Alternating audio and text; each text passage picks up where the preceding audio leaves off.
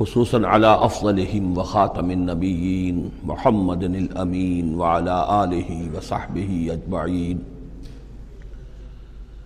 اما بعد فقد قال اللہ تبارک وتعالی كما ورد في سورة الحجر. اعوذ باللہ من الشیطان الرجیم. بسم اللہ الرحمن الرحیم. وَلَقَدْ جَعَلْنَا فِي السَّمَاءِ بُرُوجًا وَزَيَّنَّاهَا لِلنَّاظِرِينَ وَحَفِظْنَاهَا مِنْ كُلِّ شَيْطَانٍ رَجِيمٍ إِلَّا مَنِ اسْتَرَقَ السَّمْعَ فَأَتْبَعَهُ شِهَابٌ مُّبِينٌ. صدق اللہ العظیم. رب اشرح لي صدری ويسر لي امری واحلل عقدۃ من لسانی یفقہوا قولی. اللہم ربنا الہمنا رشدنا واعذنا من شرور انفسنا. اللہم ارنا الحق حقا وارزقنا اتباعه وارنا الباطل باطلا وارزقنا اجتنابه. اللہم ربنا آنس وحشتنا فی قبورنا وارحمنا بالقرآن العظیم. اللہم اجعلہ لنا اماما ونورا وہدا ورحمہ.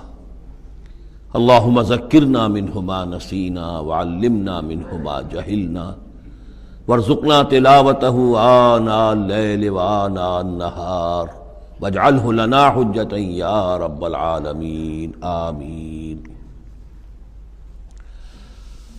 سورہ حجر کے پہلے رکوع میں، جس کا ترجمہ ہم کر چکے ہیں، 2 مرتبہ قرآن حکیم کے لیے لفظ آیا ہے الذکر. اس کی طرف خصوصی توجہ کی ضرورت ہے. ایک تو یہ کہ خود اللہ تعالیٰ نے فرمایا انا نحن نزلنا الذکر وانا لہ لحافظون. ہم نے ہی یہ ذکر، یہ قرآن نازل کیا ہے اور ہم ہی اس کے محافظ ہیں. اور ایک مرتبہ آیا ہے کہ جو آپ کے مخالفین تھے اور جو استہزاء کر رہے تھے، انہوں نے مذاق اڑاتے ہوئے کہا یا ایھا الذی نزل علیہ الذکر انک لمجنون. اے وہ شخص کہ جس کا گمان ہے کہ اس پر الذکر نازل ہوا ہے، ہم تو سمجھتے ہیں کہ تمہارا دماغی توازن ٹھیک نہیں رہا، یا یہ کہ تم پر کسی آسیب کا سایہ آ گیا ہے. یہ مجنون کی وضاحت بھی سمجھ لیجئے. مجنون جن سے بھی بنا ہے. جن کہتے ہیں عربی زبان میں مخفی شے کو، اس لیے جنین کہلاتا ہے وہ بچہ جو ابھی رحم مادر میں ہے، جو نظر نہیں آتا، چھپا ہوا ہے. معلوم تو ہے کہ بچہ ہے، پیٹ میں ہے، لیکن یہ کہ جنین ہے، وہ ابھی وہ چھپا ہوا ہے. اسی سے لفظ جنت بنا ہے. جنت جو ہے زمین کا وہ ٹکڑا ہے جس پر خوب درخت ہوں، پودے ہوں، گھاس ہو، تو زمین چھپی ہوئی ہو. زمین ڈھکی ہوئی ہے، زمین جو ہے نمایاں نہیں ہے. جنت وہ ہے. جن علیہ اللیل کا آیا تھا کہ جب حضرت ابراہیم کا تذکرہ تھا، جب رات نے اس پر تاریکی کا پردہ طاری کر دیا تو گویا کہ ہر شے چھپ گئی. تو یہ جو جن کسی پر آ جانا، جس کو ہم کہتے ہیں اس پر کو آسیب کا سایہ ہو گیا ہے، تو مجنون کے معنی یہ بھی تھے. اور مجنون اس کو بھی کہتے تھے کہ جس کا دماغی توازن ٹھیک نہ رہا ہو. اور یہ بات خاص طور پر نوٹ کرنے کی ہے کہ یہ بات اصل میں حضور کے بارے میں بالکل ابتدائی دور میں کہی گئی تھی. اور اس کے کہنے والوں میں وہ لوگ بھی تھے کہ جو معاندانہ انداز میں نہیں بلکہ ہمدردانہ انداز میں کہہ رہے تھے. یعنی بالکل شروع میں جب حضور نے دعویٰ کیا نبوت کا اور فرمایا کہ اس طرح میں تھا وہاں غار حرا میں، اور وہاں فرشتہ آیا ہے، جبرائیل آیا ہے، تو بہت سے لوگوں کو گمان ہوا کہ معلوم ہوتا ہے کہ کوئی بدروح، کوئی آسیب کا سایہ ہو گیا ہے انہیں. تو اس حوالے سے اس میں صرف مخالفت ابھی نہیں تھی، بلکہ اس میں ان کے لیے واقعتاً ایک بالکل چونکہ نئی بات تھی، لہٰذا یہ کہنے کا معاملہ جو ہے اس پہلو سے بھی تھا کہ اچھے بھلے آدمی تھے. ہم سوچتے تھے کہ واقعی یہ کئی دن جا کے مراقبے کرتے ہیں، اب یہ رہتے ہیں وہاں غار میں اکیلے تنہا دن رات، تو کہیں کچھ ہو نہ جائے تو معلوم ہوتا کچھ ہو گیا ہے. تو کوئی نہ کوئی جنون عارضہ ہو گیا ہے یا جن کا سایہ ہو گیا ہے. تو اس لفظ کو بھی سمجھ لیجئے. اور جو بتانا تھا وہ یہ ہے کہ سورہ نون جو کہ بالکل ابتدائی دور میں نازل ہوئی ہے، جس کا نام سورہ قلم بھی ہے، 29ویں پارے کی دوسری سورت، اس میں بھی یہی بات جو ہے کہی گئی ہے. اسی کے حوالے سے میں آپ کو بتا رہا ہوں کہ یہ سورہ مبارکہ جو ہے بالکل ابتدائی دور کی صورتوں میں سے ہے، اسی مشابہت کی وجہ سے. قرآن مجید کا ذکر ہونا اس معنی میں ہے، کئی مرتبہ واضح کر چکا ہوں کہ قرآن کا فلسفہ یہ ہے کہ جو ایمانی حقائق ہیں، خاص طور پر اللہ کی ذات کا علم اور اس کی صفات کا علم، وہ روح انسانی کے اندر موجود ہے. بس صرف اس پر ظہول کا پردہ طاری ہو گیا، جیسے آپ کو کوئی چیز پہلے معلوم تھی اب یاد نہیں رہی، معلوم تھی لیکن اب بھول گیا۔ بھولنے کا مطلب کیا ہے کہ وہ آپ کی یادداشت کے ذخیرے میں کہیں نیچے اتر گئی ہے۔ وہ حافظ خانہ جو ہے، ہر انسان کی میموری جو ہے، اب اس کے نہ معلوم کتنے تہہ خانے ہیں، ان میں کسی نچلے تہہ خانے میں جا کر چھپ گئی ہے، وہ آپ کے شعور کی سطح پر نہیں ہے۔ تو کوئی چیز جس کا اس سے تعلق ہو وہ اگر سامنے آئے گی تو فوراً وہ چیز یاد آ جائے گی۔ ایک دوست سے سالہ سال ہو گئے ملاقات نہیں ہوئی، کبھی خیال بھی نہیں آیا، بھول گئے آپ اس کو، لیکن اچانک کبھی اس نے کوئی رومال آپ کو دیا تھا، کوئی قلم دیا تھا، آپ نے ٹرنک میں رکھا ہوا تھا، ٹرنک کھولا، وہ قلم یا رومال دکھائی دیا، فوراً دوست یاد آ گیا۔ تو یہ قلم یا یہ رومال جو ہے یہ آیت ہے، یہ نشانی ہے، اس نشانی سے آپ کو ایک بھولی بسری بات یاد آ گئی۔ اسی طرح یہ آیات آفاقیہ، آیات انفسیہ، آیات قرآنیہ، یہ آیات ہیں، نشانیاں ہیں یاد دلانے کے لیے، تاکہ اللہ یاد آ جائے۔ حقیقت میں اللہ تعالیٰ کا علم اور اللہ کی معرفت سوئی ہوئی ڈورمنٹ پوزیشن میں، ڈورمنٹ کنڈیشن میں ہماری روح میں موجود ہے۔ تو الذکر، دی ریممبرنس یا دی ریمائنڈنگ، یہ اصل میں وہ چیزیں کہ جو روح انسانی کے اندر موجود ہیں لیکن جن پر ظہور کے اور نسیان کے پردے پڑ گئے ہیں، ان پردوں کو ہٹا کر تازہ کرنا۔ وَلَقَدْ جَعَلْنَا فِي السَّمَاءِ بُرُوجًا، اور ہم نے آسمان میں برج بنائے۔ یہ بھی ابھی ہم نہیں کہہ سکتے کہ ان کی اصل حقیقت کیا ہے، یہ بھی آیات متشابہات میں سے شمار ہوں گے۔ وَزَيَّنَّاهَا لِلنَّاظِرِينَ، اور ہم نے اسے مزین کر دیا ہے آسمان کو اور برجوں کو دیکھنے والوں کے لیے، جو بھی ستارے نظر آتے ہیں، کیا رنگا رنگ نقشہ آسمان پر نظر آتا ہے۔ وَحَفِظْنَاهَا مِنْ كُلِّ شَيْطَانٍ رَجِيمٍ، البتہ اب یہ وہ بات ہے جو ایمان بالغیب کے حوالے سے ہمیں ماننی ہوگی کہ ان ستاروں کا ایک کام یہ بھی ہے کہ اللہ تعالیٰ نے ان کو گویا کہ پہرے کی جگہیں بنایا ہے، ہم نے حفاظت کی ہے ان کی ہر شیطان رجیم سے، جو بھی شیطان مردود ہے اس کی طرف سے حفاظت کا یہ سارا سامان ہے کہ جو آسمانوں میں کیا گیا ہے۔ اب اس کے لیے آج میں چاہتا ہوں کہ وہ بات آپ سمجھ لیں اچھی طرح، کہ جیسے آپ آگے آ بھی جائے گا کہ انسانوں کی تخلیق جو ہے وہ تو یوں سمجھیے اس کائنات کے تخلیق کے اعتبار سے بڑی ریسنٹ شے ہے، بڑی ماضی قریب کی بات ہے۔ انسانوں سے بہت پہلے جنات پیدا کیے گئے تھے، جنات سے بہت پہلے ملائکہ پیدا کیے گئے تھے، اور انسانوں کی ارواح بھی اسی دور میں پیدا کی گئی جبکہ یہ ملائکہ پیدا کیے گئے تھے۔ تو جتنی مخلوقات کو ہم جانتے ہیں، بہت سی مخلوقات اب بھی ایسی ہوگی کہ جس کا ہمیں کوئی شعور نہیں، ادراک نہیں، ہم جانتے ہی نہیں۔ جیسے ابھی ہمیں ریسنٹلی معلوم ہوا وائرس بھی کسی بلا کا نام ہے، اس سے کچھ پہلے ہمیں معلوم ہوا بیکٹیریا بھی کسی چیز کو کہتے ہیں، ورنہ یہ کہ ان چیزوں کا کوئی علم ہمیں نہیں تھا۔ ابھی پتہ نہیں اور کیا کیا چیزیں ہیں کہ جو ظہور میں آنے والی ہیں، لیکن جو چیزیں بھی آج تک ہم جانتے ہیں ان میں یوں سمجھیے کہ جن ہستیوں میں خود شعوری ہے، سیلف کانشسنس، وہ تین مخلوقات ہیں صرف، ملائکہ، جنات اور انسان۔ باقی جو حیوانات ہیں زمین کے اوپر، چاہے وہ بر کے ہیں یا بحر کے ہیں یا ہوا کے ہیں، فضا کے ہیں، پرندے ہوں یا زمین پر چلنے والے خشکی کے جانور ہوں یا دریا میں اور سمندر کے اندر جو بھی حیوانات ہیں، مچھلیاں ہیں یا اور جاندار ہیں، ان سب میں شعور تو ہے، خود شعوری نہیں ہے۔ البتہ یہ کہ ترتیب یہی ہے کہ پہلے جنات پیدا کیے گئے اور وہ چونکہ آگ سے پیدا کیے گئے تھے، تو ان کے اندر پوٹینشل جو قوت ہے وہ ہم انسانوں کے مقابلے میں بہت زیادہ ہے، اور ان کی رسائی اس کائنات میں بہت دور تک ہے۔ مثلا میرا یہ گمان ہے، باقی چیزیں تو میں خاص وثوق سے کہہ رہا ہوں، لیکن میرا گمان یہ ہے کہ جو سولر سسٹم ہے، چونکہ ہماری اس پوری جو ہماری یہ فیملی ہے، یہ خاندان ہے، جو یہ سولر سسٹم ہے، سورج کا کنبہ کہلاتا ہے، تو اس کا جو منبع سرچشمہ ہے وہ سورج ہے، اور معلوم ہوتا ہے کہ اسی کی آگ سے اور اسی کی لپٹ سے اور جنات کی تخلیق ہوئی ہے۔ تو یہ جنات، سولر سسٹم پورا کا پورا جو ہے وہ جنات کے دائرے میں داخل ہے، وہ اس میں آ جا سکتے ہیں، اس کے لیے انہیں کسی راکٹ کی ضرورت نہیں، کسی مشین کی ضرورت نہیں، کسی ذرائع کی ضرورت نہیں، بلکہ اس کی استعداد ان کے اندر موجود ہے۔ یہ پھر اپنی اس استعداد سے فائدہ اٹھا کر اس سے آگے جب ملائکہ کے ذریعے سے کچھ احکام اترتے ہیں، آسمان سے اللہ تعالیٰ کی کوئی تدبیر ہے، ملائکہ کے حوالے کیے گئے ہیں، تو یہ پھر ان سے کچھ نئی چیزیں اچکنے کی کوشش کرتے ہیں، تاکہ وہ جا کر انسانوں میں سے جو وہ عامل لوگ ہیں، کاہن لوگ ہیں، ان کو جا کے ان کو کچھ بتا دیں کہ اب یہ ہونے والا ہے۔ اس لیے کہ ملائے اعلیٰ میں فیصلہ ہو گیا، اللہ تعالیٰ کے ہاں ایک چیز کی تدبیر جو ہے وہ طے ہو گئی، اب اللہ تعالیٰ نے فرشتوں کے حوالے کیا ایگزیکیوشن کے لیے۔ ایسے ہی ہے جیسے کہ پریزیڈنٹ ہاؤس سے تو ایک حکم جو ہے وہ جاری ہو گیا، اب اس کا اجرا ہوا ہے، اب کوئی ٹائپ کرے گا، ٹائپ کر کے اسے ڈسپیچ کرے گا، وہ پھر کسی جگہ پر پہنچے گا، پہنچتے پہنچتے وقت لگے گا۔ اگر وہ جو ٹائپسٹ ہے جس نے ٹائپ کیا ہے وہ ٹیلی فون کرتے کہ صاحب اب یہ حکم آنے والا ہے، وہ تو آ جائے گا، تو ظاہر بات ہے وہ حکم تو پہنچ گیا اس کو، اور اس کے حوالے سے وہ جس شخص کو اس نے یہ خبر دے دی ہے وہ اپنی دکان چمکا سکتا ہے کہ دیکھیے مجھے پہلے سے معلوم تھا کہ یہ حکم آنے والا ہے۔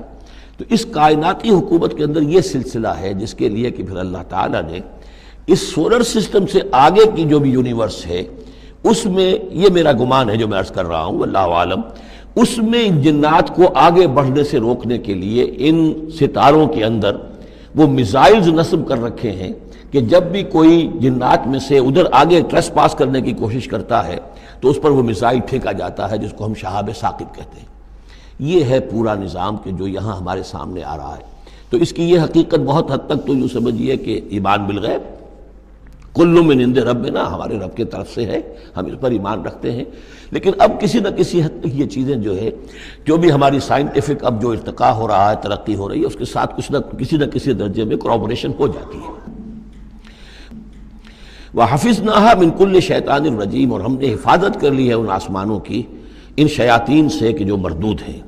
إِلَّا مَنِ اسْتَرَقَ السَّمْعَ، سوائے اس کے کہ جو کچھ چرا کے لے بھاگا، مطلب یہ کہ فرشتہ نازل ہو رہا ہے اور فرشتے کے ساتھ احکام بھی ہیں، چونکہ یہ وہ نوری ہے یہ ناری ہے، نور اور نار کے درمیان فاصلہ بہت تھوڑا ہے، بہت قرب ہے، لہذا اس کی بدولت اسی وجہ سے یہ جن تھا جو تھا عزازیل، لیکن فرشتوں کے ساتھ اس کا اٹھنا بیٹھنا تھا، انہی میں شامل تھا، اسی لیے ان کی جو آپس میں جو ان کا قرب ہے اس کی وجہ سے فرشتوں سے کوئی اچک لیتے ہیں۔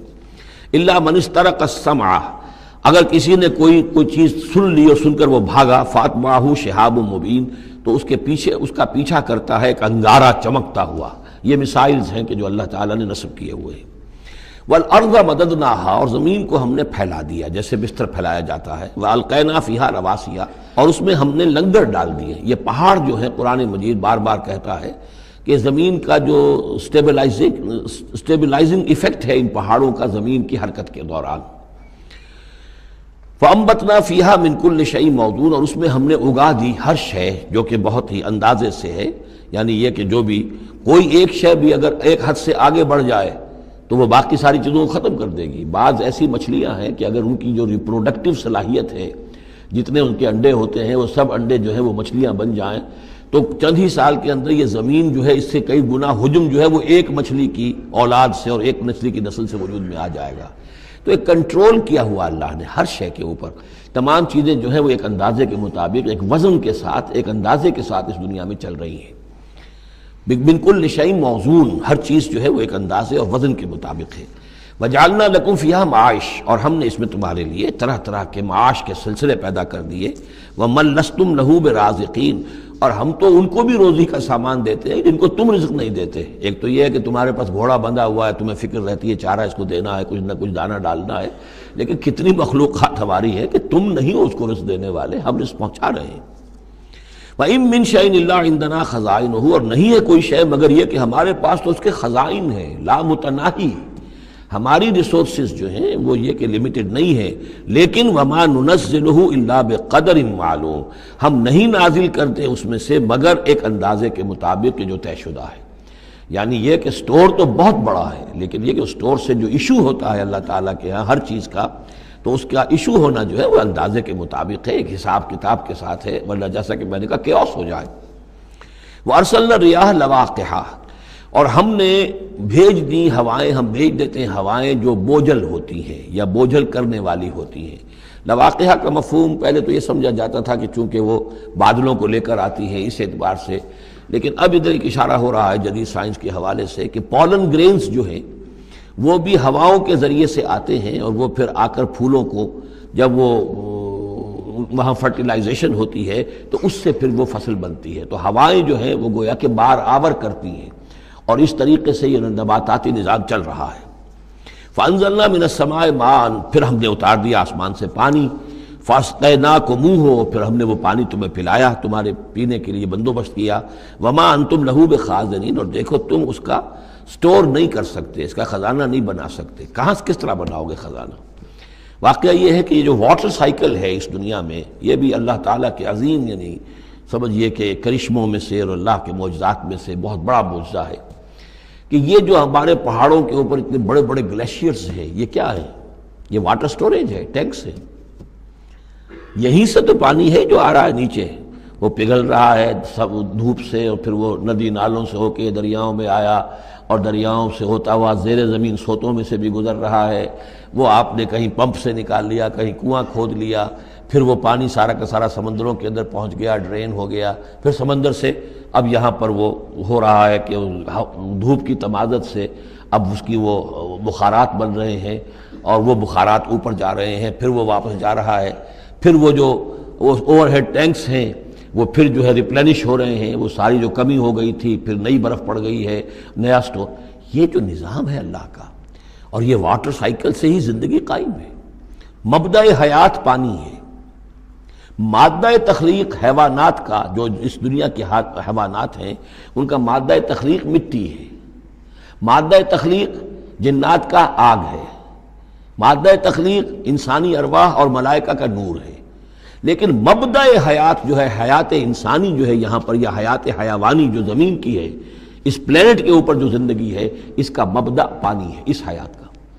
تو اب یہ پانی کا سائیکل ہے جو چل رہا ہے۔ وَمَا أَنْتُمْ لَهُ بِخَازِنِينَ، تم اس پانی کا کتنا خزانہ کر سکتے ہو، کتنا سٹور کر سکتے ہو، کس طرح کا نظام چلا سکتے ہو، کتنے بڑے پیمانے پر یہ واٹر سائیکل جو ہے اللہ تعالیٰ نے اس دنیا کے اندر چلایا ہوا ہے۔ وَإِنَّا لَنَحْنُ نُحْيِي وَنُمِيتُ، اور یہ یقیناً ہم ہی ہیں جو باقی بھی رکھتے ہیں اور موت بھی وارد کرتے ہیں، زندہ بھی رکھتے ہیں اور موت بھی وارد کرتے ہیں۔ وَنَحْنُ الْوَارِثُونَ، اور پھر ہم ہی وارث ہوں گے، ہر شے ختم ہو جائے گی، کسی کی کوئی ملکیت نہیں رہے گی، ساری کی ساری چیزیں پھر ہماری ہی کائنات ہے، ہماری ہی ملکیت ہے۔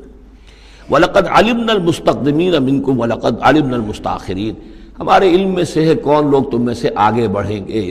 اب دیکھیے چونکہ ابتدائی زمانے کی صورت ہے یہ، اب کون لوگ ہوں گے جو آگے بڑھ کر قرآن کو سینے سے لگائیں گے، کون لوگ ہوں گے جو محمد کی دعوت پر لبیک کہیں گے، یعنی جو ہم پڑھ چکے ہیں سورہ توبہ میں، السابقون الاولون من المہاجرین والانصار والذین اتبعوہم بإحسان، یہ کون لوگ ہوں گے ہمیں معلوم ہے، ہم تو پہلے سے جانتے ہیں کہ ابو بکر ایک لمحے کی دیر نہیں لگائے گا، ہمیں معلوم ہے کہ عثمان کو ایک کچھ زیادہ وقت نہیں لگے گا، ہمیں معلوم ہے کہ ابو بکر کی تبلیغ سے یہ طلحہ اور زبیر اور عبد الرحمن ابن عوف اور سعید ابن زید اور یہ سب لوگ جو ہے ایمان لے آئیں گے، اور ہمیں یہ بھی معلوم ہے کون پیچھے رہ جائے گا، وہ بھی ہمیں معلوم ہے۔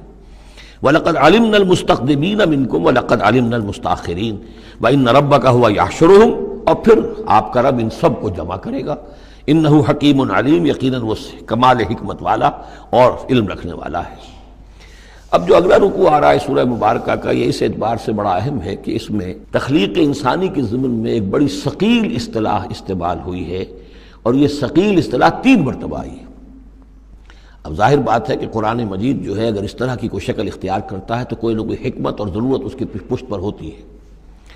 وَلَقَدْ خَلَقْنَا الْإِنسَانَ مِنْ صَلْصَالٍ مِّنْ حَمَإٍ مَّسْنُونٍ، اور یقیناً ہم نے انسان کو بنایا ہے اس مٹی سے جو سنی ہوئی تھی گارے کی اور پھر سوکھ کر کھنکنے لگی۔ حَمَإٍ مَّسْنُون، سنا ہوا گارا جس میں سے بدبو بھی اٹھ رہی ہو۔ دیکھیے یہ جو انسان کے مادہ تخلیق کے ضمن میں قرآن میں الفاظ آئے ہیں، اب ان کو گنتے جائیے۔ نمبر 1 تراب، مٹی سے بنایا انسان کو، مٹی میں پانی مل گیا، گارا بن گیا، تو اس کو کہتے ہیں تین، من تین، خلقتنی من نار وخلقتہ من تین، یہ سورہ اعراف میں ہم پڑھائے ہیں۔ ابلیس نے کہا تھا کہ مجھے تو نے بنایا آگ سے اور اس کو بنایا آدم کو گارے سے، اور اب چاہتا اور مجھے حکم دے رہا ہے کہ میں اس کے سامنے جھکوں، میں تو اس کے سامنے نہیں جھک سکتا۔ 3 کے بعد آیا 3 لازب، گارا پڑا رہے تو وہ جب اس کے اندر پھر کچھ چپچپاہٹ پیدا ہو جاتی ہے، اور یہ پرانے زمانے میں ہوتا تھا، اب تو میں سمجھتا ہوں کہ جدید نسل کو تو ان چیزوں کا علم ہی نہیں ہے۔ کچے گھر بنتے تھے تو انہیں لیپتے تھے، پوتتے تھے، گارا بناتے تھے، تغاری ہوتی تھی، پھر مٹی کے اندر تھوڑی سی توڑی ڈال دیتے تھے۔ کوئی آرگینک میٹر ڈالیں گے تو فرمنٹیشن ہوگی، فرمنٹیشن ہوگی تو لیس سا اٹھے گا، ورنہ یہ کہ گارا جو ہے اگر اس گارے سے اگر پلسٹر کریں گے تو وہ پھٹ جائے گا، لیکن جب وہ گارا ذرا سن جاتا ہے، اس میں لیس پیدا ہو جاتا ہے، تو پھر اب جب اس کے ساتھ لیپتے تھے دیواروں کو میں نے تو اپنے بچپن میں یہ سب دیکھا ہے، ایسے گھروں میں ہم رہے بھی ہیں کہ جن میں یہی فرش بھی اسی طریقے سے لیپے ہوئے ہوتے تھے اور دیواریں بھی ہوتی تھی. تو یہ کہ پھر اس کے اندر وہ ایک لیس سا پیدا ہو جاتا ہے فرمنٹیشن سے، وہ 3 دن لازم ہے. اس سے اگلی سٹیج یہ ہے کہ اب وہ سڑنے لگے. یہ یعنی فرمنٹیشن اتنی پہنچ گئی کہ اس میں ہے حمیم مسنون، سنا ہوا گارا. پھر اگر کسی وجہ سے وہ خشک ہو جائے تو اب وہ کھنکنے لگتا ہے. جیسے کہ کبھی آپ نے دیکھا ہوگا ساحل کے قریب یا کسی دلدلی علاقے میں پپڑی اوپر آ جاتی ہے، جیسے زمین کے اوپر جو ہے پپڑی سی ہوتی ہے، اس پر آپ چلتے ہیں تو وہ کر کر ٹوٹتی ہے، کھنکنے والی مٹی بن جاتی ہے. وہ سنا ہوا گارا خشک ہو کر کھنکنے لگتا ہے. یہ سٹیجز ہیں ان مادہ تخلیق کی کہ جو آدم یا انسان کی تخلیق کے ضمن میں قرآن میں آئے. حالانکہ ایک لفظ بھی کفایت کر سکتا تھا، مٹی سے بنایا، طین سے بنایا، گارے سے بنایا، پھر طین لازم سے بنایا، پھر حمیم مسنون سے بنایا، من صلصال کالفخار سے بنایا، اور صلصال من حمیم مسنون، پھر صلصال کالفخار آخری سٹیج ہے. وہ ایسے بجنے لگا جیسے کہ اب یہ جو ہے وہ آئے گا سورہ رحمان میں. تو اس سے یقیناً کورابریشن ہو رہی ہے کہ جو بھی ایوولوشن کا جو بھی نظریہ آیا ہے، اب اس میں اس کو بھول جائیے کہ اللہ تعالیٰ نے اسپیشل کریشن انسان کی اور باقی حیوانات ہو سکتا ہے اس ایوولوشن کے ذریعے سے پیدا کیے ہوں. اس وقت بحث جو ہے کریشن آف مین کے بارے میں نہیں کر رہا ہوں، لیکن یہ کہ سائنس نے بھی ایک تو یہ بات بتائی کہ یہ ساری حیات حیواناتی جو بھی زمین پر ہے یہ مٹی سے بنی ہے. گویا کہ متفق گردید رائے بو علی بارائے من، قرآن اور سائنس متفق ہو گئے. پھر یہ کہ اس میں مٹی کے اندر گارے کی شکل بنی، پانی ملا، مبدأ حیات پانی ہے، قرآن بھی کہہ رہا ہے. پھر یہ کہ وہ ساحلی علاقوں پر دلدل بنی اور دلدل کے اندر پھر وہ فرمنٹیشن وہاں ہوئی، اور اسی میں پھر جب وہ دراڑیں سی پڑ جاتی ہیں سمندر کے قریب دلدلی علاقے میں، تو وہاں سے ان کا کہنا ہے کہ حیات کا آغاز ہوا، الجی یا امیبا حیواناتی حیات، اور یا یہ کہ نباتاتی حیات کا. تو یہ چیزیں جو ہیں یہ سٹیجز تقریباً اسی کے ساتھ یہ تمام جو الفاظ جو ہے قرآن کے جو استعمال کر رہا ہے ان کے ساتھ کسی حد تک اس کا ایک ربط اور تعلق قائم ہوتا ہے. اور ہم نے بنایا انسان کو اس مٹی سے جو سڑنے کے بعد، اس گارے سے کہ جو سڑنے کے بعد سنا ہوا گارا پھر وہ کھنکنے لگا تھا سوکھ کر.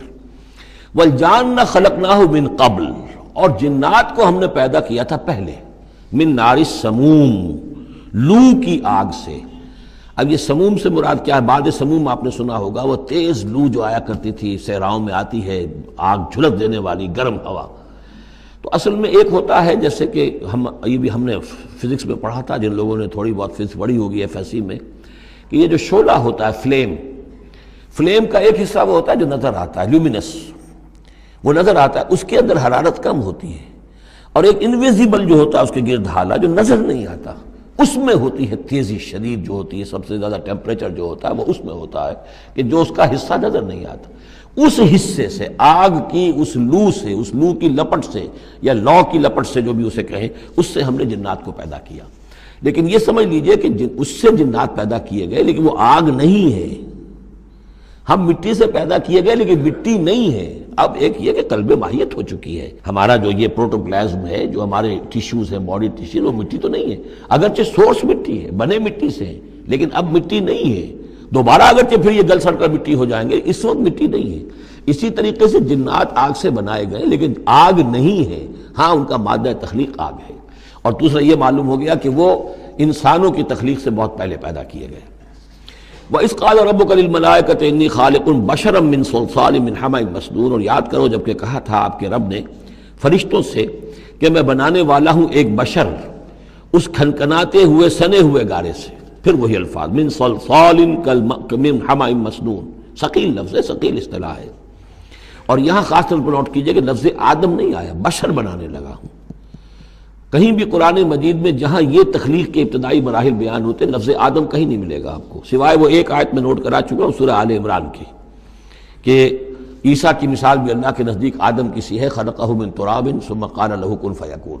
وہ ایک مثال موجود ہے لیکن باقی کہیں آپ کو صراحت بشر انسان، جب میں بنانے والا ہوں ایک انسان اس مٹی سے سنے ہوئے گارے کی جو سوکھ کر کھنکھنانے لگی ہے.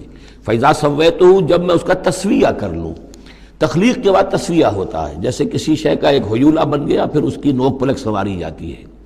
مین سٹرکچر جو ہے کسی بلڈنگ کا کھڑا ہو گیا، اب اس کا آرکیٹیکچرل ٹچز ہیں، اس کے اوپر ڈیکوریشن ہے، اس پہ پینٹنگ ہے، یہ تسویہ ہے. فَإِذَا سَوَّيْتُهُ، پھر جب میں اسے پوری طرح نک سک سے درست کر دوں، صحیح بنا دوں، پورا کر لوں، وَنَفَخْتُ فِيهِ مِن رُوحِي، اور پھونک دوں میں اس میں اپنی روح میں سے، کہ روحی ضمیر متکلم کا صیغہ ہے سیدھا سیدھا، فَقَعُوا لَهُ سَاجِدِينَ، تو گر پڑنا اس کے سامنے سجدے میں، فَسَجَدَ الْمَلَائِكَةُ كُلُّهُمْ أَجْمَعُونَ۔ اب یہ تیسری مرتبہ پڑھ رہے ہیں ہم قرآن حکیم میں یہ قصہ آدم و ابلیس۔ تو کیا سجدہ سب فرشتوں نے، کل کے کل نے، سب نے مل کر۔ دیکھیے یہ جو ہے تاکید کی انتہا ہے، فرشتوں میں سے کوئی بھی مستثنیٰ نہیں رہا، نہ جبرائیل، نہ میکائیل، نہ اسرافیل، الا ابلیس، سوائے ابلیس کے۔ اور اس میں پھر گمان ہوتا ہے کہ شاید یہ بھی فرشتہ تھا، فرشتہ نہیں تھا، اس کی وجہ سورہ کہف میں مل جائے گی۔ ابا ان یکون مع الساجدین، اس نے انکار کیا سجدہ کرنے والوں کے ساتھ ہونے سے۔ قال یا ابلیس ما لک الا تکون مع الساجدین، اللہ نے فرمایا ابلیس کیا ہوا تجھے، کیا سبب ہے، تو کیوں نہیں ہوا سجدہ کرنے والوں کے ساتھ؟ قال لم اکن لاسجد لبشر خلقتہ من صلصال من حمأ مسنون، اس نے کہا میرے لیے یہ روا نہیں ہے، میرے لیے ممکن نہیں ہے کہ میں سجدہ کروں اس بشر کو جس کو تو نے پیدا کیا ہے سنے ہوئے گارے سے، جبکہ وہ کھنکھنانے لگا ہوا۔ قال فاخرج منها فإنك رجیم، اللہ نے فرمایا تو نکل جاؤ یہاں سے، اس میں سے نکل جاؤ، اس لیے کہ اب تم مردود ہو گئے ہو۔ وإن عليك اللعنة إلى يوم الدین، اور اب تم پر لعنت رہے گی یوم الدین تک، جزا و سزا کے دن تک، یوم بعث بعد الموت تک۔ قال رب فانظرنی إلى يوم يبعثون، تو اس نے درخواست کی کہ پروردگار پھر مجھے ذرا مہلت دے دے، ڈھیل دے دے اس دن تک کے لیے جس دن کے یہ دوبارہ اٹھائے جائیں گے۔ قال فإنك من المنظرین، اللہ تعالیٰ نے اسی شان بے نیازی کے ساتھ فرمایا اچھا جاؤ ٹھیک ہے، تمہیں ڈھیل دے دی گئی، تمہیں یہ رخصت مل گئی، تمہیں یہ چھوٹ مل گئی، مہلت مل گئی۔ الی یوم الوقت المعلوم، اس وقت معین کے دن تک، یعنی یہ کہ اس وقت تک تم زندہ رہو گے۔ وہ ابلیس جو ہے جن، ویسے جنوں کی زندگیاں شاید انسانوں سے زیادہ ہوتی ہوں، میں نہیں جانتا کتنی ہوتی ہیں، لیکن یہ کہ کوئی اور جن نہیں ہے کہ جو اس وقت سے آج تک زندہ ہو سوائے اس ایک جن کے جس کا نام عزازیل تھا، اور یہ جن جو ہے وہ ابھی تک زندہ ہے اپنی اسی ذات کے ساتھ، باقی اس کی اولاد، اس کی اور نسل جو ہے، اس کی ذریت ہے، وہ اپنی جگہ ہے۔ قال رب بما اغویتنی، اب اس نے کہا پروردگار جو تو نے مجھے گمراہ کیا، اب نوٹ کیجئے وہ گمراہی کو اللہ کی طرف منسوب کر رہا ہے۔ بما اغویتنی، تو نے جو مجھے گمراہ کیا ہے، لأزینن لہم فی الارض ولأغوینہم اجمعین، تو میں اب ان کو یعنی آدم کی اولاد، آدم اور حوا کی اولاد کو میں زمین میں ان کو خوب مزین کر دوں گا، زمین ان کے لیے یہ اسی میں خوب گم ہو جائیں گے، زمین اور اس کی چمک دمک اور اس کی رونقیں اور زیبائشیں آرائشیں ان کی نگاہوں میں کھب جائیں گی۔ وَلَأُغْوِيَنَّهُمْ أَجْمَعِينَ، تجھے بھول جائیں گے، وہ لگ جائیں گے انہی چیزوں کے اندر، اور میں ان سب کو گمراہ کر کے چھوڑوں گا۔ لَأُغْوِيَنَّهُمْ أَجْمَعِينَ، سب کو، إِلَّا عِبَادَكَ مِنْهُمُ الْمُخْلَصِينَ، سوائے ان میں سے ان کے کہ جن کو تو اپنا خاص بندہ بنا لے، تو اپنا خاص بندہ بنا لے، مخلص کر لے، یہاں پہ وہی نوٹ کیجئے مخلص ہے، مخلصین، جن کو تو خالص کر لے اپنے لیے، ظاہر بات ہے کہ اس پر تو میرا زور نہیں چلے گا، باقی یہ کہ میں کسی کو چھوڑوں گا نہیں۔ قال ھذا صراط علی مستقیم، اللہ تعالیٰ نے فرمایا ٹھیک ہے یہ راستہ ہے میری طرف سیدھا، یعنی یہ میرے اور تمہارے درمیان معاملہ طے ہو گیا، میں نے تمہیں چھوٹ دی، تم اپنا زور لگا لو، جس طرح بھی چاہو بہکا لو، باقی یہ کہ ان عبادی لیس لک علیہم سلطان، میرے بندوں پر تجھے اختیار کوئی نہیں ہوگا، یعنی اختیار کسی بھی انسان پر نہیں ہے، یہ نہیں کہ جس کو اللہ نے مخلص کر لیا ہو اس پر اختیار نہیں، اختیار اسے کسی بھی انسان پر نہیں ہے۔ ان عبادی لیس لک علیہم سلطان الا من اتبعک من الغاوین، سوائے ان کے کہ جو خود تیری پیروی کرے، خود غاوین میں سے ہو، خود ان کے اندر غوا ہو، خود ان کے اندر سرکشی ہو، خود وہ جو ہے وہ اپنی نفس پرستی کی طرف مائل ہو، وہ تو تیری پیروی کریں گے، ان کو تو جدھر چاہے لے جا، جس کھائی میں چاہے لے جا کے ان کو پھینک دے، اور جس جہنم کی جس وادی میں چاہے ان کو گرا دے، مجھے اس سے دلچسپی نہیں، لیکن یہ کہ میرے کسی بندے پر تجھے اختیار حاصل نہیں ہوگا۔ وَإِنَّ جَهَنَّمَ لَمَوْعِدُهُمْ أَجْمَعِينَ، اور پھر جہنم ہی ان سب کا ٹھکانہ ہوگا، سب کا جو بھی تیری پیروی کریں گے۔ لہا سبعۃ ابواب، اس جہنم کے 7 دروازے ہیں، لکل باب منہم جزء مقسوم، اور ہر ان میں سے ہر دروازے کے لیے ہم نے ایک اس کا نصیب مقرر کر رکھا ہے کہ اتنے جن اتنے انسان اس سے جائیں گے۔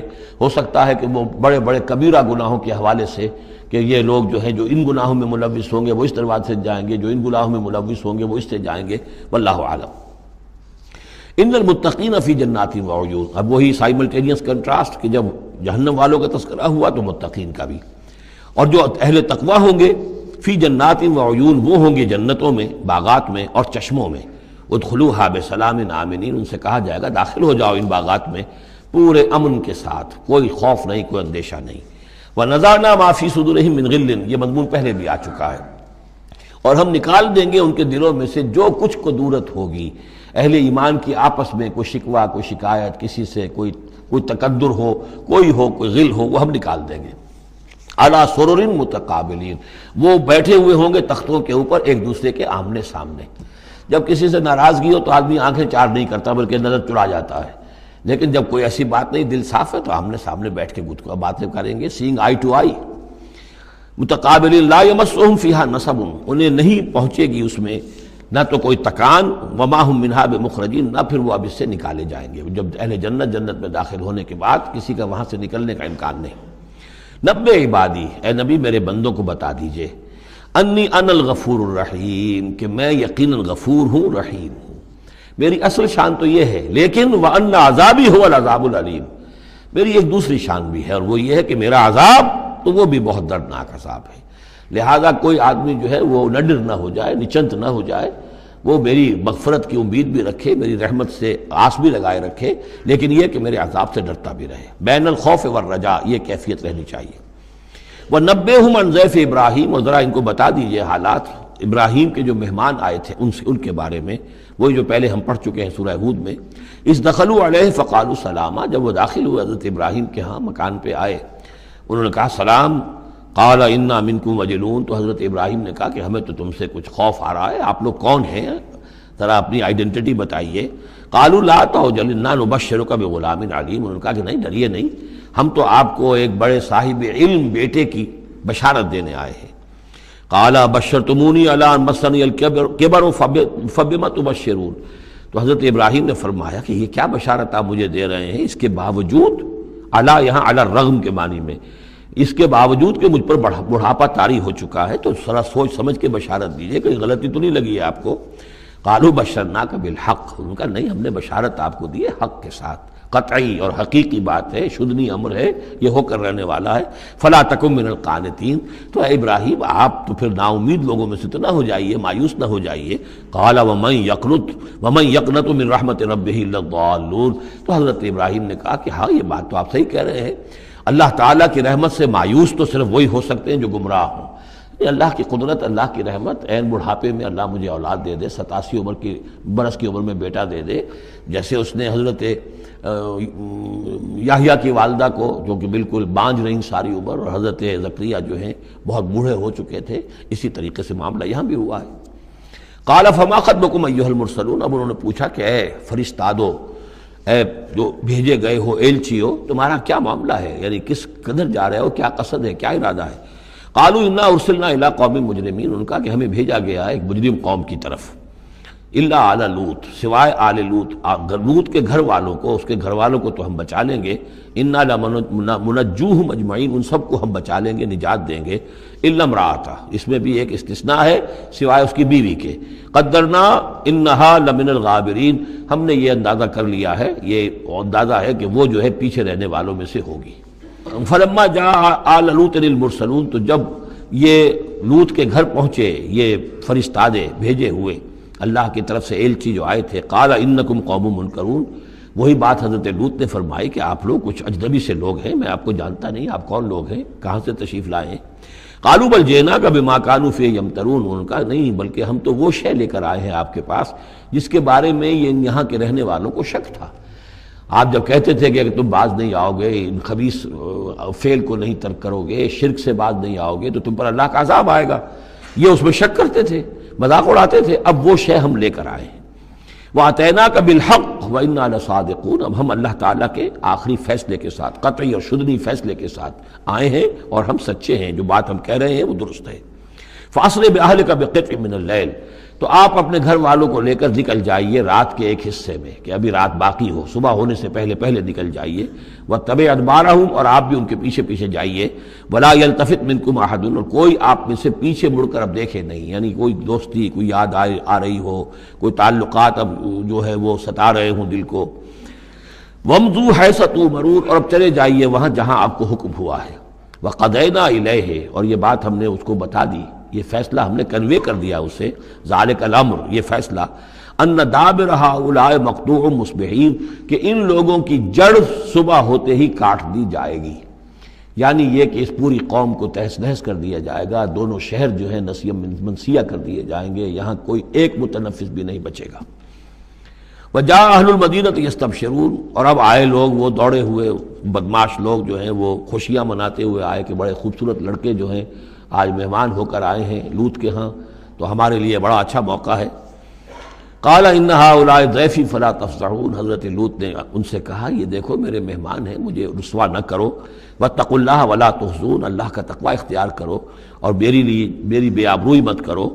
قالوا اولم ننہک عن العالمین، انہوں نے کہا کہ دیکھو لوط، ہم نے تمہیں تمام جہانوں والوں سے روکا ہوا نہیں ہے کہ تم ٹھیکہ مت لو کسی کا، ہم جس کے ساتھ جو چاہیں کریں، تم کون ہوتے بیچ میں آنے والے، تم کو ٹھیکیدار بن گئے ہو پوری دنیا کے۔ اولم ننہک، کیا ہم نے منع کیا تمہیں؟ نہیں کیا تمہیں کہ تمام جہان والوں کی حمایت میں نہ کھڑے ہو جایا کرو۔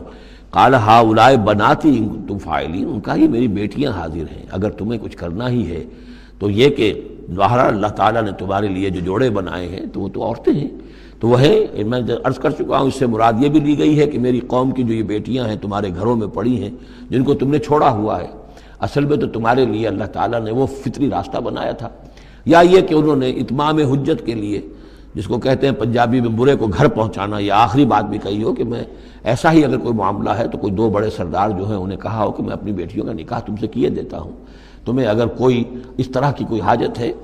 لعمرک انہم لفی سکرتہم یعمہون، تو انہوں نے کہا، یہ اللہ تعالیٰ کی طرف سے ہے، قسم ہے تیری جان کی، وہ لوگ تو اپنے اس نشے کی حالت میں بدمست تھے اور بالکل اندھے ہو گئے تھے، عین میم ہے والا ہے، یہ دل کے اندھے ہو چکے تھے۔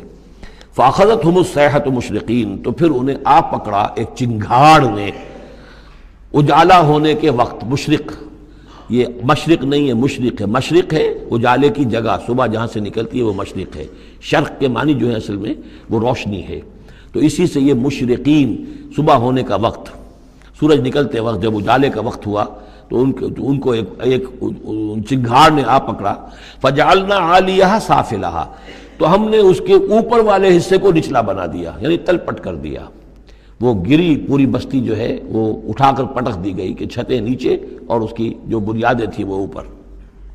وَأَمْطَرْنَا عَلَيْهِمْ حِجَارَةً مِّن سِجِّيلٍ، اور پھر ہم نے ان پر بارش برسائی، سجیل، مٹی کے کنکروں کی بارش۔ ان فی ذلک لآیات للمتوسمین، یقیناً اس میں نشانیاں ہیں ان لوگوں کے لیے جو حق کے متلاشی ہوتے ہیں۔ یہ جو اسم کا لفظ ہے الف سین میم، اور الف جو ہے اس میں در حقیقت اصل اس کا حروف اصلیہ میں سے نہیں ہے، سین میم ہے اصل، یہ ہوتے علامت، اسم کے معنی بھی علامت ہے، یہ میرا نام ہے، یہ آپ کا نام ہے، یہ علامت ہے کہ جس سے میرے نام سے آپ پہچانتے ہیں۔ تو جو لوگ علامتوں سے متوسم، باب تفاعل بن جائے گا، جو علامتوں سے حقیقت کو پہچاننا چاہیں، جو آیات آفاقیہ، آیات تاریخیہ، آیات انفسیہ، آیات قرآنیہ سے حقیقت کو جاننا چاہیں، ان فی ذلک لآیات للمتوسمین وَإِنَّهَا لَبِسَبِيلٍ مُقِيمٍ، اور وہ جو بستیاں تھیں وہ سیدھی راہ پر واقع ہوئی تھیں، یعنی یہ سیدھا راستہ تھا جو یمن سے جاتا تھا فلسطین تک، میڈیٹرینین کے ساحل تک، اور یہ سیدھا راستہ تھا کیروان روٹ، مشرق و مغرب کے درمیان یہی لنک تھا، سویز کینال تھی نہیں، اور ابھی یہ راستہ جو تھا round the Cape of Good Hope, یہ تو کہیں جا کر 1498 میں واسکو ڈی گاما نے تلاش کیا ہے، تو یہ راستہ معلوم ہی نہیں تھا، سویز کینال تھی نہیں، تو ساری جو مشرق اور مغرب کی ٹریڈ ہوتی تھی وہ یہ تھی کہ ہندوستان اور چین اور یہ جاوا ملایا وغیرہ جو ہیں یہ ہند چینی کے جتنے یہ سب سامان آتا تھا یمن کے ساحل پر، یورپ کے سارے ممالک کا سامان آ جاتا تھا شام کے ساحل پر، فلسطین کے ساحل پر، اب ان دو کے درمیان یہ قافلے چلتے تھے، یہ کیروانز تھے کہ جو یہاں سے لے کر سامان ادھر، ادھر کا سامان ادھر، تو یہ راستہ ہے امام مقیم، سبیل المقیم اس کو کہا گیا، سیدھا راستہ، سیدھی شاہراہ، اسی پر یہ اصحاب حجر کے بھی مسکن تھے، اسی پر پھر یہ اصحاب مدین کے بھی تھے، اور یہ بستیاں بھی اسی راستے پر واقع ہوئی تھیں۔ ان فی ذلک لآیۃ للمؤمنین، یقیناً اس میں نشانی ہے اہل ایمان کے لیے، وان کان اصحاب الایکۃ لظالمین، اسی طریقے سے جو بن والے تھے، مدین والے، وہ بھی بہت ظالم تھے، یہ ایکا کا لفظ بھی ان کے لیے آیا ہے، یہ مدین والے۔ فانتقمنا منہ، یہاں پہ صرف تذکرہ ہو رہا ہے، یہاں تذکرہ آپ نے دیکھا کہ صرف حضرت لوط علیہ السلام کا ہوا ہے اس انباء و رسل کے انداز میں، باقی حضرت ابراہیم کا تذکرہ ہو گیا ہے، وہ وہی ہے قصص النبیین کے انداز میں. باقی یہاں پر جو تذکرے ہو رہے ہیں یہ بھی صرف ذکر ہے، یہ انباء الرسل کا ذکر ہے کہ جیسے حضرت شعیب، لیکن شعیب کا نام نہیں یہاں آیا، بلکہ یہ کہ صرف یہ کہ مدین والے. فانتقمنا منہم، ان سے بھی ہم نے انتقام لیا. وَإِنَّهُمَا لَبِإِمَامٍ مُّبِينٍ، اور یقیناً وہ بھی، یہ دونوں جو بستیاں ہیں کھلے راستے پر واقع ہوئی ہیں، وہی راستہ جو میں نے ابھی آپ کو بتایا ہے. وَلَقَدْ كَذَّبَ أَصْحَابُ الْحِجْرِ الْمُرْسَلِينَ. اصحاب الحجر یہ قوم سمود کا دوسرا نام ہے. وہ علاقہ جو ہے جہاں یہ قوم سمود آباد تھی اس کو علاقے کو حجر بھی کہتے ہیں. جیسے کہ وہ علاقہ جہاں قوم عاد آباد تھی اسے احقاف کہتے ہیں. اس علاقے کا نام احقاف تھا، قوم کا نام عاد تھا، جو رسول بھیجے گئے وہ ہود تھے. اس علاقے کا نام حجر ہے، قوم کا نام سمود ہے، جو رسول بھیجے گئے وہ حضرت صالح تھے علیہ الصلاۃ والسلام. وَلَقَدْ كَذَّبَ أَصْحَابُ الْحِجْرِ الْمُرْسَلِينَ. اسی طرح ہجر والوں لوگوں نے بھی، اس علاقے کے لوگوں نے بھی جھٹلایا بھیجے ہوں کو، رسولوں کو. ان میں سے بہت سے نبی ہوں گے، پھر بعد میں اللہ نے آخری جو ہے حضرت صالح علیہ السلام کو بھیجا رسول کی حیثیت سے. وَآتَيْنَاهُمْ آیَاتِنَا، انہیں ہم نے اپنی آیات دیں. ان کو تو خاص طور پر جو ہے وہ اتنی حصی نشانی دکھائی گئی. ایک وہ جو اونٹنی کا معاملہ، حضرت صالح کی اونٹنی کا معجزہ. فَكَانُوا عَنْهَا مُعْرِضِينَ، لیکن وہ ان سے منہ ہی پھیرتے رہے، اعراض ہی کرتے رہے. وَكَانُوا يَنْحِتُونَ مِنَ الْجِبَالِ بُيُوتًا آمِنِينَ، اور وہ پہاڑوں کو تراش کر اپنے لیے بڑے امن والے گھر بناتے تھے. یہ گھر آج بھی موجود ہیں. میں خود بھی ایک مرتبہ گیا ہوں اور دیکھ کر آیا ہوں اس پورے علاقے کو. فَأَخَذَتْهُمُ الصَّيْحَةُ مُصْبِحِينَ، تو انہیں بھی آ پکڑا ایک چنگھاڑ نے صبح کے وقت. فما اغنا عنہم ما كانوا یکسبون، تو کچھ نہ کام آ سکا ان کے وہ ساری کمائی جو انہوں نے کی تھی، جو کچھ انہوں نے مال اسباب جمع کیا تھا. عذاب الہی سے بچانے میں کچھ بھی مفید ثابت نہ ہوا. تو اس سورہ مبارکہ میں گویا کہ حضرت شعیب کا نام لیے بغیر ان کا ذکر آ گیا، حضرت صالح کا نام لیے بغیر ان کا ذکر آ گیا، حضرت لوط کا ذکر جو ہے وہ نام کے ساتھ آیا. تو تین تو ہیں وہ انباء الرسل میں سے، اور ایک حضرت ابراہیم علیہ السلام کا ذکر وہ اسی انداز میں جس انداز میں کہ سورہ ہود میں اس سے پہلے آ چکا ہے. اب جو آخری 15 آیات ہیں اس سورہ مبارکہ کی وہ بڑی اہم ہیں دعوت دین کے اعتبار سے، اور جس حالت میں کہ اس وقت محمد رسول اللہ صلی اللہ علیہ وسلم تھے. اور اس سے بھی آپ کو معلوم ہو جائے گا کہ یہ خاص اس دور میں نازل ہوئی ہے جبکہ حضور کی دعوت جو ہے ابھی ابتدائی مراحل میں تھی، اور ابھی آپ کو پہلے تو آپ کی دعوت کا دور تھا کہ آپ پرسن ٹو پرسن دعوت دے رہے تھے، علل اعلان اس معنی میں نہیں، ڈنکے کی چوٹ نہیں، بلکہ جن سے تعلق تھا، جن سے دوستی تھی، جن سے پرانی واقفیت تھی، جسے آپ کہیں گے کہ پرسن ٹو پرسن جو ہے دعوت چل رہی تھی. اگرچہ کوئی دور بھی حضور کی دعوت میں انڈر گراؤنڈ دور کا نہیں آیا ہے، خفیہ دعوت ایک دن کے لیے بھی نہیں. بعض لوگ اس دور میں بعض تحریکیں ایسی ہیں کہ جو اس کو خفیہ سے تعبیر کرتے ہیں کہ انڈر گراؤنڈ موومنٹ تھی، تو یہ غلط ہے. انڈر گراؤنڈ دعوت کا حضور کی دعوت میں سیرت میں ایک دن بھی نہیں ہے. البتہ یہ ضرور ہے کہ جیسے ایک نیچرل ایک تدریج ہوتی ہے، اس کے اندر ایک ترقی ہوتی ہے کسی معاملے کے اندر. پہلے آپ نے ذاتی جن سے تعلقات تھے، حضرت ابوبکر بہت پرانے دوست تھے، ان سے سب سے پہلے ان سے بات کی ہے. گھر میں حضرت خدیجہ جو آپ کی اہلیہ تھی ان سے بات کی. حضرت علی ہیں جو چچا زاد بھائی ہیں بلکہ زیر تربیت ہیں، زیر کفالت ہیں، ان سے بات کی ہے. اپنا جو غلام تھا جسے آزاد کر کے منہ بولا بیٹا بنایا ہوا ہے اس سے بات کی. اس طریقے سے پرسن ٹو پرسن. لیکن پھر یہ کہ تقریباً 3 سال کے بعد پھر آپ کو حکم ہوا کہ اب آپ ڈنکے کی چوٹ علل اعلان دعوت شروع. وہ آیت اس صورت مبارک میں آ رہی ہے. وما خلقنا السماوات والارض وما بینہما الا بالحق، اور ہم نے نہیں بنایا، تخلیق فرمایا آسمانوں کو اور زمین کو اور جو کچھ ان کے مابین ہے مگر حق کے ساتھ. پرپز فل کریشن ہے یہ پرپز لیس نہیں ہے، ایٹ رینڈم نہیں ہے، یہ کوئی کھلنڈرے کا کھیل نہیں ہے جیسے کہ ہندو مائتھولوجی میں ہے. رام کی لیلا ہے، جیسے کوئی بچہ ہے کھیلتا ہے. اب بچے کے کھیلنے میں کوئی حکمت تھوڑا ہی ہوتی ہے، اس نے ایک کھلونا اٹھایا اور پٹخ دیا، پھر کوئی دوسرا اٹھایا پھر پٹخ دیا، پھر پہلا اٹھا لیا. اب اس میں کوئی حکمت تو نہیں ہے. اسی طریقے سے رام جی جو ہیں کھیل رہے ہیں، جس کو چاہتے ہیں تخت سے اٹھا کر زمین پہ پٹخ دیتے ہیں، جس کو چاہتے ہیں وہ جو تیلی اس کو اٹھا کے وہ راجہ بنا دیتے ہیں. تو یہ کھیل ہے رام کا، رام کی لیلا ہے یہ. تو یہ تصور اسلام میں نہیں ہے.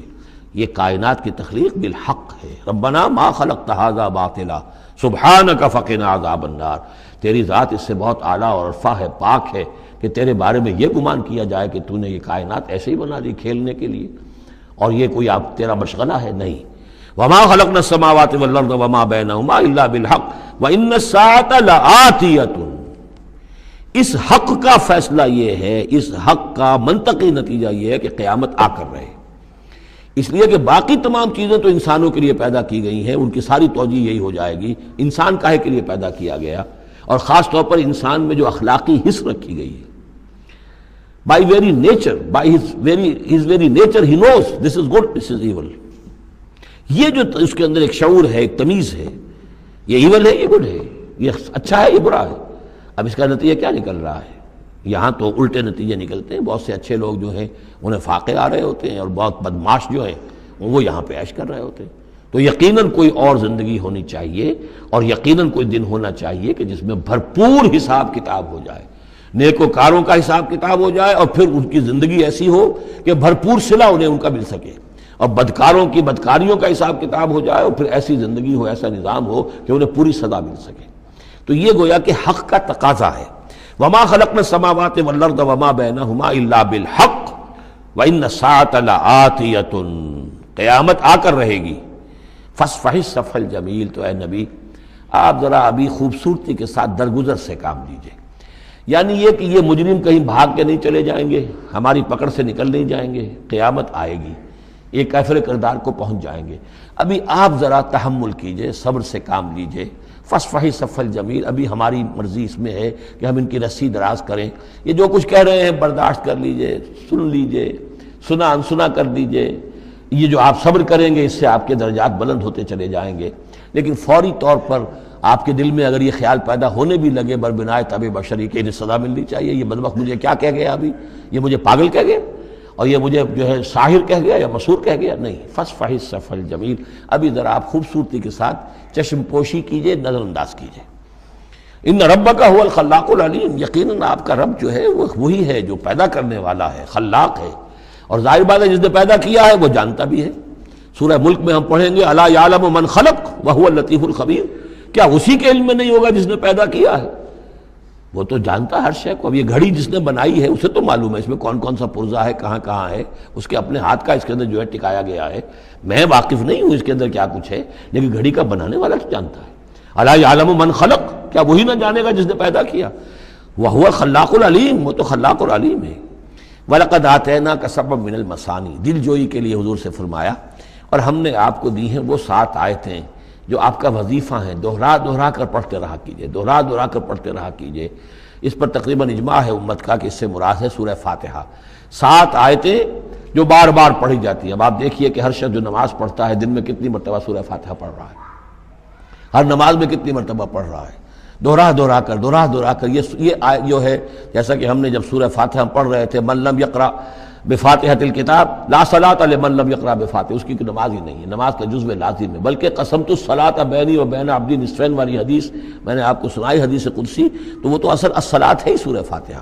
والقرآن العظیم، اور یہی بڑا قرآن ہے، یعنی یہ اپنی اہمیت کے اعتبار سے، اپنی فضیلت کے اعتبار سے خود اپنی جگہ پر سورہ فاتحہ ایک قرآن عظیم کا درجہ رکھتی ہے، اسی لیے اس کو اساس القرآن بھی کہا، اس کو کافیہ بھی کہا، شافیہ بھی کہا گیا، یہ ام القرآن بھی ہے۔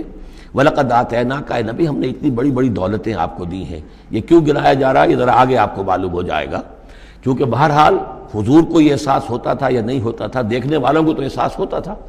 ابو جہل مالدار ہے، ولید بن مغیرہ اتنا بڑا چودھری ہے، یہ محمد تو یتیم تھے، کوئی مال دولت ان کے پاس نہیں، کوئی ان کی حیثیت نہیں، ہاں کچھ عرصے سے کچھ کھا پی بھی رہے ہیں تو بیوی کا مال ہے، اپنا تو نہیں ہے۔ یہ ان کی نگاہوں میں جو ان کے معیارات تھے، جو ان کے اندازے تھے سوچنے کے، وہ تو یہ تھے۔ اس حوالے سے یہاں بظاہر حضور سے خطاب ہے، لیکن اصل میں ان کو بتایا جا رہا ہے کہ بدبختو تمہیں کیا معلوم ہم نے ان کو کتنی بڑی دولت دی ہے۔ وَلَقَدْ آتَيْنَاكَ سَبْعًا مِنَ الْمَثَانِي وَالْقُرْآنِ الْعَظِيمِ، ہم نے ان کو وہ 7 آیتیں عطا کی ہیں۔ ایک حدیث کے مطابق جیسی آیت نہ قرآن میں اتری کوئی اور اس کے مثل، اور نہ تورات میں نہ انجیل میں، یہ سورہ فاتحہ ہے۔ وَلَقَدْ آتَيْنَاكَ سَبْعًا مِنَ الْمَثَانِي وَالْقُرْآنِ الْعَظِيمِ وَلَا تَمُدَّنَّ عَيْنَيْكَ إِلَىٰ مَا مَتَّعْنَا بِهِ أَزْوَاجًا مِّنْهُمْ، تو اے نبی آپ کی نگاہیں نہ اٹھیں اس ساز و سامان کی طرف جو ہم نے ان کو عطا کیا ہے۔ ابو جہل کو اگر دے رکھا ہے، ولید بن مغیرہ کو دے رکھا ہے، اور بڑے سرداروں کو دے رکھا ہے، ان کی جائیدادیں ہیں، ولید بن مغیرہ کے باغات طائف میں بھی ہیں، اس کی جائیداد طائف میں بھی ہے، مکے میں بھی ہے، آپ کی نگاہ ادھر اٹھے ہی نہ۔ پر کاہ کے برابر، جیسا کہ ایک حدیث میں آتا ہے کہ دنیا مافیہا کی حیثیت اگر اللہ کی نگاہ میں ایک مچھر کے پر کے برابر بھی ہوتی تو اللہ کسی کافر کو ایک گھونٹ پانی بھی اس دنیا سے نہ دیتا۔ جو اللہ کا ماننے والا اور جاننے والا، اللہ کو جاننے والا ہو تو اس کی نگاہ میں تو پھر اس دنیا مافیہا کی وہی وقت ہونی چاہیے، وہ متاثر نہ ہو یہاں کی چمک دمک سے، آپ کی نگاہ اٹھے ہی نہ۔ لا تمدن عینیک الی ما متعنا بہ ازواجا منہم، ان کو جو ہم نے دے رکھا ہے ساز و سامان اور زیبائش اور آرائش جو ہے، آپ کی نگاہیں ادھر نہ اٹھے۔ ولا تحزن علیہم، اور اب دیکھیے ان کے اوپر جو بھی اب عذاب آئے گا یا جس عذاب کے مستحق ہو رہے ہیں آپ اس پر غم بھی نہ کھائیے۔ ٹھیک ہے یہ آپ کا کنبہ ہے، قبیلہ ہے، اب ابو لہب آپ کا چچا بھی ہے، لیکن یہ کہ اب غم نہ کیجئے آپ۔ وَاخْفِضْ جَنَاحَكَ لِلْمُؤْمِنِينَ، اور آپ اپنے کندھوں اور بازوؤں کو ذرا جھکا کر رکھیے اہل ایمان کے لیے۔ یہ ہمارے فقراء جب آتے ہیں، یہ جو غلام طبقے سے جو لوگ آئے ہیں، یہ لوگ جو گرے پڑے طبقات سے تعلق رکھتے ہیں، جب یہ آپ کے پاس آئیں تو آپ ان کا استقبال کیجئے۔ فَقُلْ سَلَامٌ عَلَيْكُمْ كَتَبَ رَبُّكُمْ عَلَىٰ نَفْسِهِ الرَّحْمَةَ، تو اس انداز میں ان کا استقبال کیجئے، ان کے سامنے تواضع کیجئے، ان کے سامنے اپنے کندھوں کو جھکائیے۔ وَاخْفِضْ جَنَاحَكَ لِلْمُؤْمِنِينَ، یہی مضمون ایک مرتبہ پھر سورہ طٰہٰ کے اندر آئے گا۔ وَاخْفِضْ جَنَاحَكَ لِمَنِ اتَّبَعَكَ مِنَ الْمُؤْمِنِينَ، اہل ایمان یہ جو آپ کی پیروی کر رہے ہیں آپ اپنے ذرا کندھے ان کے سامنے جھکا کر رکھیے۔ یا یہ حکم دیا گیا ہے اولاد کو والدین کے بارے میں، اگلی صورت میں آ جائے گا سورہ بنی اسرائیل میں، کہ ان کے لیے اپنے کندھوں کو اپنے بازوؤں کو ذرا جھکا کر رکھا کرو، والدین کے سامنے تن کر نہ کھڑے ہو کہ کندھے جو ہیں اٹھے ہوئے ہیں، بلکہ کندھے ذرا دبا کر۔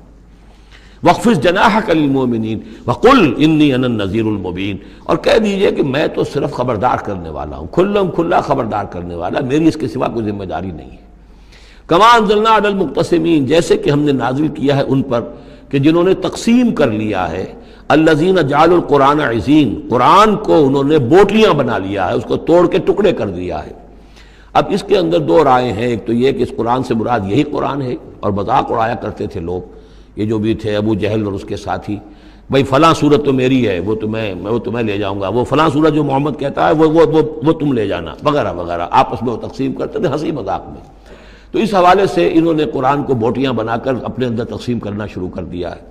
ایک رائے یہ ہے، مجھے وہ زیادہ قرین قیاس معلوم ہوتا ہے کہ قرآن کے لفظ کا اطلاق تورات پر بھی ہوا ہے، کہ یہ قرآن وہ ہے جو محمد پر نازل ہوا، ولا بالذی بین یدیہ، ایک اور جگہ ہم آگے چل کر دیکھیں گے، وہ قرآن جو اس سے پہلے تھا، اور وہ گویا کہ وہ تورات تھی اللہ کی کتاب۔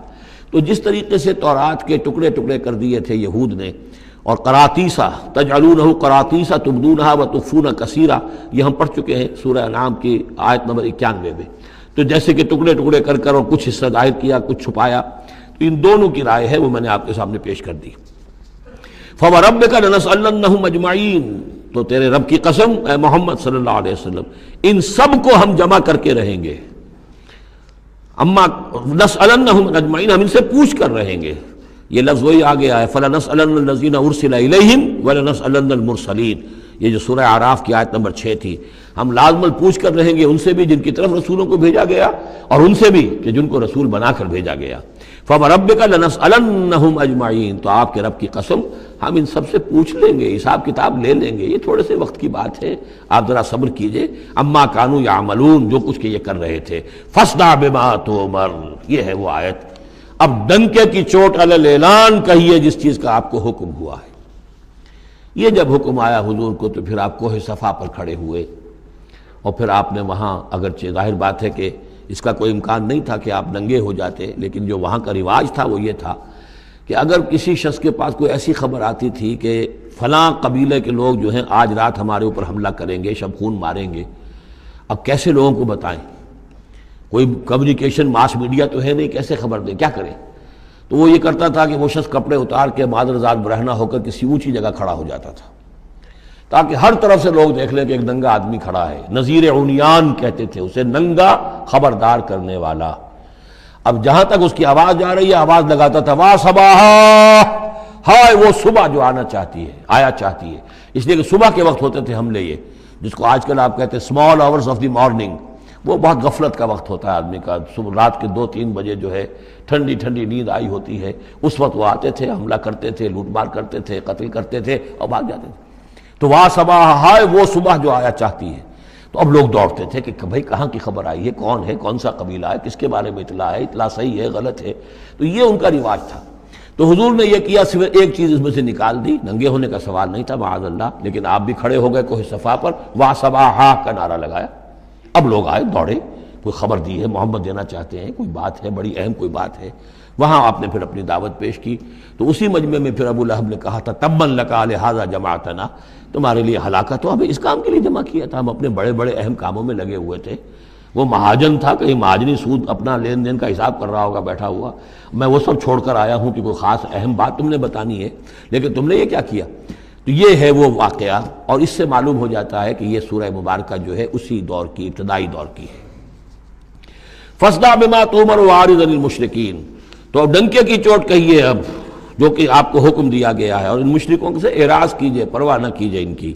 اِنَّا كَفَيْنَاكَ الْمُسْتَهْزِئِينَ، یہ جو استہزاء کرنے والے ہیں، تمسخر اڑانے والے ہیں، ہم آپ کی طرف سے ان کے لیے کافی ہو رہیں گے، ان کی کوئی مخالفت آپ کا کچھ بال بیکا نہیں کر سکے گی۔ الَّذِينَ يَجْعَلُونَ مَعَ اللَّهِ إِلَٰهًا آخَرَ، جو اللہ کے ساتھ ساتھ اور بھی الہ گھڑے بیٹھے ہوئے ہیں۔ فَسَوْفَ يَعْلَمُونَ، تو عنقریب انہیں معلوم ہو جائے گا کہ اصل حقیقت کیا ہے، اور وہ کس طرح کی گمراہیوں میں پڑے ہوئے تھے۔